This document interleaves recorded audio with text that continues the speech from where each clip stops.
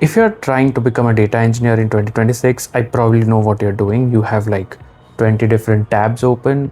Half of them are like tutorials, other half are probably ChatGPT or Claude, and you're basically telling AI to write code for you, and then you copy paste it. And if it works, then you tell yourself that, hey, I know Python. But the moment AI hallucinates or the code breaks, you realize that you're stuck, and you also realize that you cannot build a single thing from scratch. You're in copy paste hell.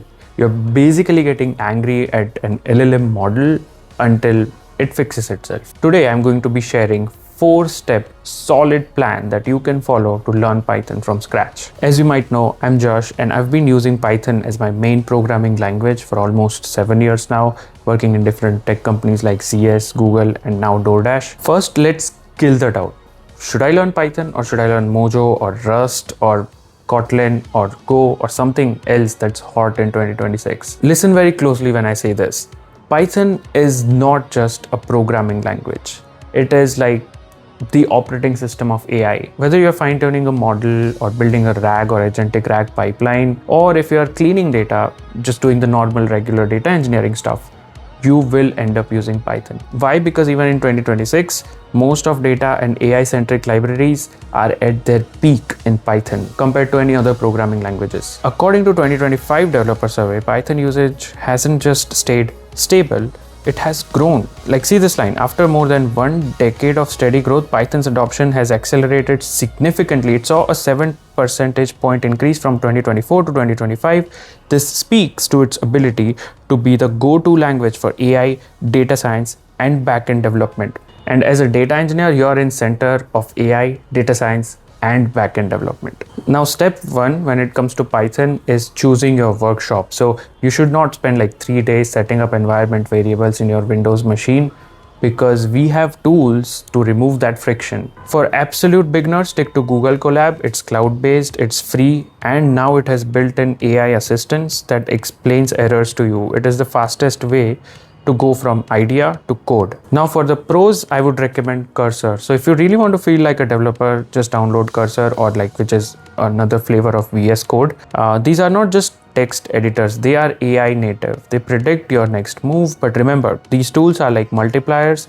If you multiply 0 knowledge by an AI tool, you still get 0. Pick one tool, spend 10 minutes setting it up, move on. Step 2 is just enough syntax. So most people fail here because they literally try to memorize the entire dictionary. I mean, the dictionary, not the Python dictionary. Get it? You don't need to memorize literally everything in Python. There are mainly, I would say, data 6-pack that you should focus on the most. Data types like strings, integer lists, variables, buckets for your data, loops and logic like for, while, if, else, etc., which is like the brain of your code.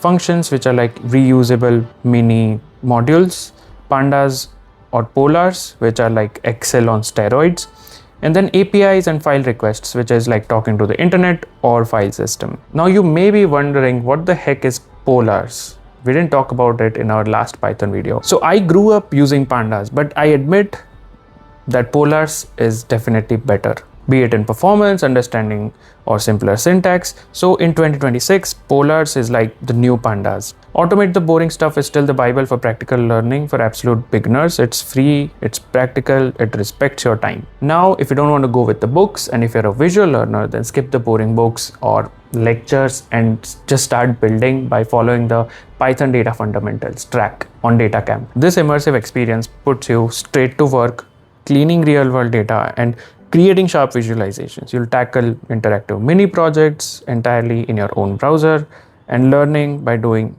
every step of the way. Also in this step, use AI as your tutor. For example, instead of asking ChatGPT, write this code for me, ask it, I'm trying to write a loop to clean this list. Give me a hint, but don't write the entire code. So struggle with it. Struggle is where the learning happens. You set up your workflow, you know the syntax, now what? So if you just watch random YouTube videos and trying to piece things together, there will be knowledge gaps and it will embarrass you in the interviews. So what you need is like a proper guided path, which is specifically built for data engineers. Now, I've been recommending this for years because they adapt every year with new tools and technologies which is relevant to the job market. The new Python for data engineering track doesn't just teach you Python, it teaches you how Python interacts with datasets, how to build clean data pipelines, and how to think like a software engineer using Git. It covers cloud computing concepts, writing ETLs, writing ELTs, orchestrating those pipelines using Airflow, and much more.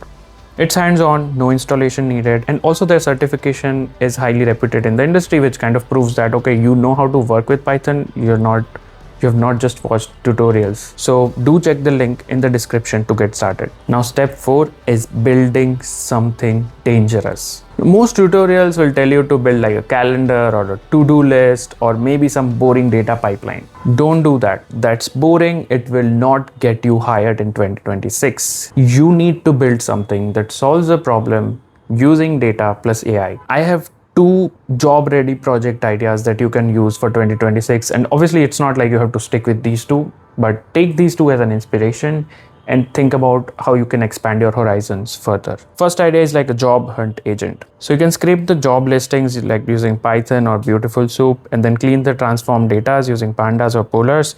You can feed the description into a local LLM model using Python and have it rate the job based on your resume. And then every morning, it automatically sends you an email identifying the top 3 job market in your area based on your resume. And if it's not able to do so, then it actually generates suggestions in your resume for areas of improvement. So the skills you'll gain here is API, web scraping, LLM integration, automation, and obviously data engineering pipelines.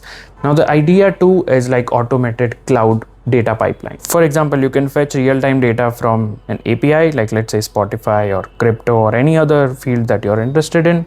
You store the raw JSON in a cloud bucket like AWS S3 or Google GCS or Azure ADLS.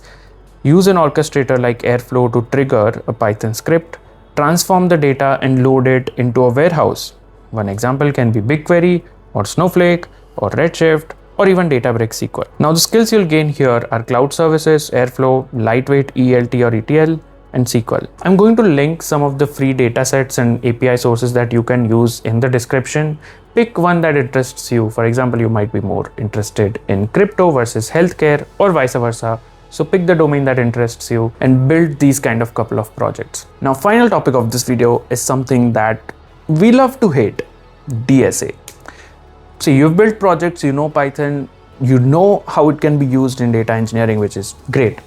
But if you want to get hired into tech companies at the level of Google, for example, you will have to learn DSA, which is obviously data structures and algorithms. But here is where you should not panic, because you don't need to be a competitive programmer like most backend software developers or full stack software developers kind of have to be. It's not like you should know how to invert a binary tree when you're blindfolded, but you do need to know why your code is slow and optimize it. For example, if your dataset has, let's say, 1 million rows, and if you are using nested for loops, it's basically a crime, because it's time intensive as well as compute intensive, which becomes very expensive in cloud native environments for data engineers. So you need to understand, number 1, time complexity, big O. Know the difference between O of n, log n, n square, and how to basically optimize for the better time complexity.